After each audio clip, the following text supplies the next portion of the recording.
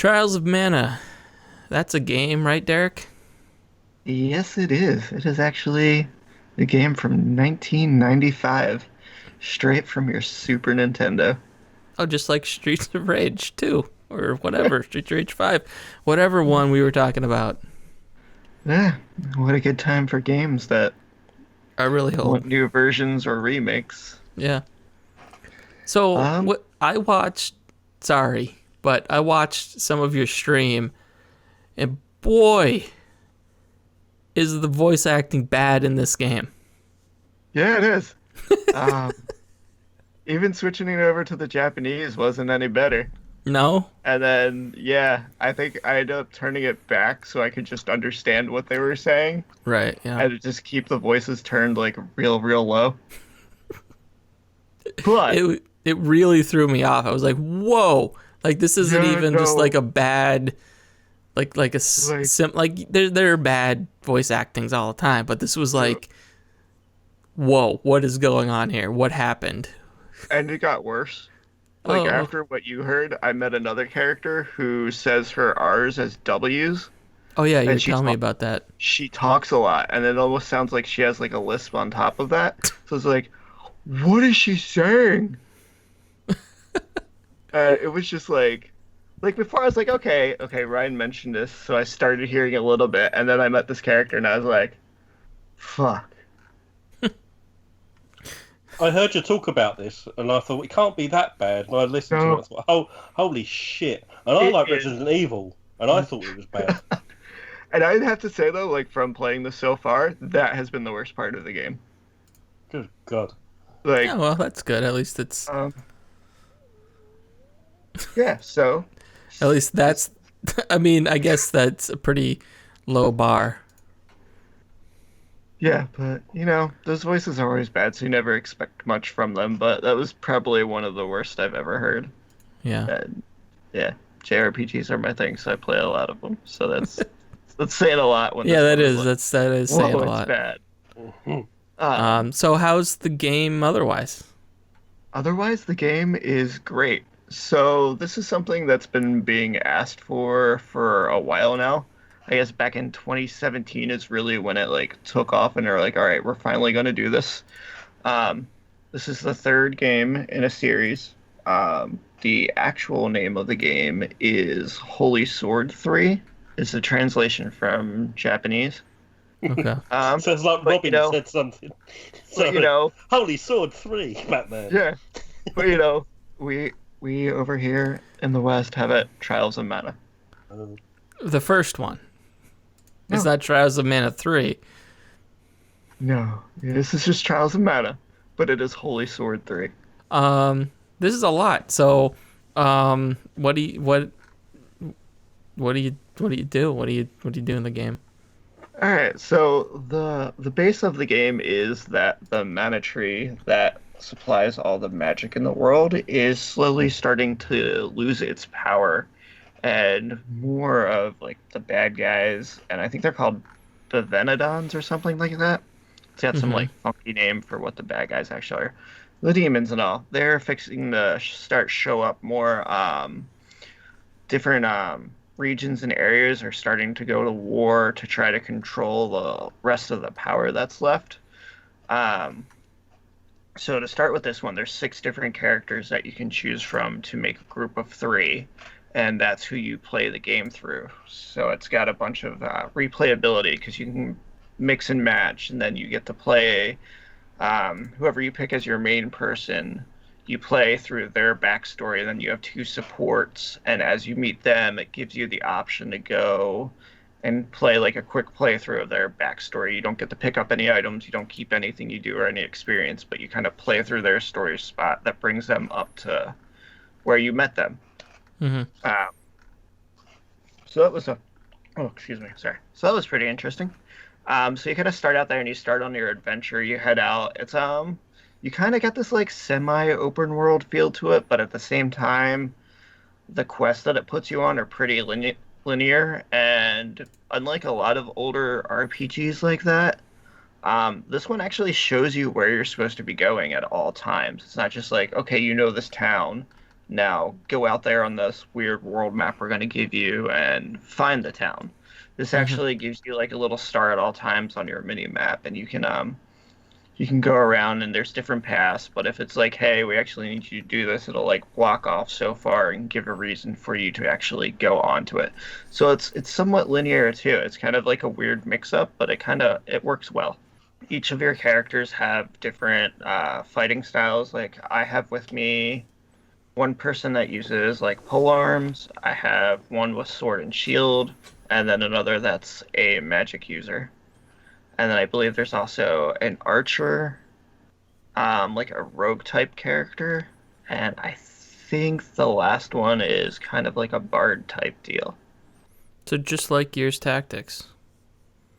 Yep, yep. You had a bunch of different classes and characters, and then you can slightly build them up with different moves. So like in normal games you can boost your health, vitality, how much mana you have, and stuff like that. Well, within each of those tiers, as you put so many points in, you unlock different abilities that you can then equip to your character and use. Okay. So it's got a pretty interesting RPG aspect to it. And then to kind of like layer on top of that, there's a day and night cycle with a 7-day week cycle as well. Depending on if it's day or night and which day of the week it is, affects how well your magic will work from those characters. Okay. That's interesting. Yeah, it was pretty interesting. I didn't even really, and it doesn't really explain that to you. I didn't really So realize like that until so like you could have a case of the Mondays or something like that. yeah, yeah. So like I was always wondering like, okay, why does this keep switching like day and night? I didn't realize like I was like, okay, cool, let's get a day and night cycle. It kind of goes pretty fast, so I looked up into it some, and that's what it is. Different magics are affected at different times, and then each different day has different ones that'll work better or be more potent than it would. Um, and actually, it's kind of like a little overwhelming in that aspect. So I've actually got like a little like list that I keep to the side so I know. Yeah, and that's not really explained in the game though. It's just something you had to look it up. Yeah, like I don't know if I missed it, but I was paying pretty close attention to it. 'Cause, I haven't played this game since it's been out on Super Nintendo all Yeah. those years ago. Um, Hmm. but yeah, so that Interesting. was kind of interesting. And so you kind of move on, you meet the different characters you're going and trying to collect these spirits so that you can get to the mana tree. And then once you get there, there's going to be like a sword in the stone type deal. You get to pull out the sword, and then you can go seal off the evil again and restore all the power to the tree. It's got like a real basic storyline to it. Hmm. Uh, but kind of going into that now that it's like a 3D game and you have this 3D overworld, and you have a heavy attack, a light attack, and then you have like your magics you can use, where you can use items at all. It takes away from like Final Fantasy, like where we would see like fight being turn-based, then you pick, okay, do you want to do this? Do you want to do this? It's all real-time combat. Okay, so And it is all monsters will real. So be it's real time. Okay. yeah, and then you have like your enemies are on the field, so you like approach a group, and then it doesn't like go into the scene. It's all just kind of like right there on the field for you, so you know what you're attacking and coming against. And then you can swap through the characters because you also on top of that have like a special ultimate move you can use, but Hmm. then you can stack them to kind of all work together as well to clear out the enemies in the area. Okay. Yeah. Though. So that's it. It's a really significant remake then in that respect. It's like completely from the ground up. Yeah. Did it take anything over besides like the mechanics you're talking about and the story? Um, I'm trying to. I think what they did is they stayed with like the core story. So like obviously like the way combat works and the graphics and all and that has changed for it, but the Hmm. core of the story has stayed the same. Um, I guess back there used to be a multiplayer part of it that they had, Oh, and they okay. decided to take that out of the remaster so that it could focus fully on having the solid single player experience given to us. So it was would be like a co-op where you on a SNES. Yeah. Yeah. Okay. Yeah, which actually this would be like pretty cool. Like if you could do couch co-op with it, kind of like you can with like Diablo Yeah. 3 and whatnot. I've got a couple people over. Here's a controller, and then Yeah. take over. But they decided to just keep that all completely out and just focus on the single player game. Okay. And Yeah. it shows. Would they? So is this like a third person perspective or like a top down, like Diablo style perspective? It's a top down like Diablo style. Oh, okay. So yeah, that would have. I guess that would have worked a little bit better for couch co-op. Okay. Why do you think the voices are so bad? I do not know. Is it just Like, the corner they decided to cut was the voice acting? I wish I knew. Is there a lot of it? Is there a lot of dialogue? Every now and then there's some, and then there's some like light talking as you go back and forth, but like none of it's like nothing's really super like in depth to where it needs to be like portrayed a certain way. Mm-hmm. So like for the reason for it being that bad, I just don't know if they picked like not the right characters if they're trying to be like that over the top about how they're talking and stuff. Yeah.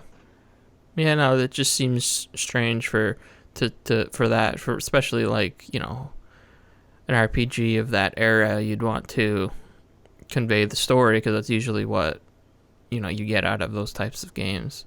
But if you said the story isn't like, I guess you'd say Final Fantasy level story, maybe it wasn't that big of a deal for them. Yeah, no, it's definitely not like super crazy in depth like those. Okay. There's like depth with what's going on and all. And another thing I'm reading here too is like that's one of the biggest flaws is the English dub of it. Like it's being praised for it, for doing this kind of redesign to a game and being able to keep the core of what the game is and how it's played. As far as like, if you go back, okay, I remember this event happening. I remember this boss. I remember this laid out like this. Like they've stayed pretty true to that, as well as bringing it, into this generation of gaming. Mm-hmm. It's just, for some reason in the voices they've fallen short with that. Interesting. Yeah, all right. It's kind of like it's one of those more like pretty straightforward things. Like it's a JRPG. They've remade it. They've done a good job with it. It plays out. It's it's a little bit linear, a little bit more linear than you would expect. Maybe it'll open up as you get further on. But the way it's laid out now, and I've done quite a few areas, it doesn't seem like it's gonna change up that much from what they show of it. Okay. All right. Cool. And now I see that this is on PC. Where else can you acquire this product? You can also get it on the PlayStation 4 and the Nintendo Switch. Okay. All right. So if you're looking for, I guess it with all the changes and everything they made to it, is this really hitting a nostalgia thing? That's a good question. Because I'm just, it's like they've completely changed it. I think it would depend on like how much you can recall, or like if you had recently played through the original, and now you're jumping in this to play through and compare. I think that's where you'd be able to make more of the decision or not, because you can totally come into this as this one and play it as a completely new game, right? And have a satisfying feel from it. You wouldn't necessarily feel like, wow, this feels like it used to be on the SNES. Yeah. All right. Yeah. So if you're looking for that, it's out there. I see it's $50 on PC. Is that what it is across the board? Yeah, Probably? I believe so. Okay. All right. That is Trials of Mana. There's a demo on the PC version, so you can try it out before you buy. Yeah, so that's gonna wrap up Trials of Mana, and that, I think, is going to wrap up the show. So thanks, everybody. Thanks for hanging out. Thanks for listening to us jabber on, especially with Gears Tactics and our ranting about the menus. It happens sometimes. Yeah, we find the weird things, and then that's what it is. Like, yeah, or and then 2 hours, 15 Days minutes Gone of it's either 2 hours of Days Gone or 15 minutes of Gears Tactics menus. That's if that's what you like. That's what you're here for. We're happy to oblige. Thanks, guys, for hanging out. Oh, Thank you. And we will see you next time. Thank you for joining us on this very special episode of Voxel Viewpoint. If you'd like to hear or see more, please consider subscribing to us on your favorite podcast app, subscribing to us on YouTube, or visiting voxelvoice.com, where all of our great content comes together in one place. Also check out the Voxel Voice Facebook group, where you can join in on the discussion with a great, like-minded community.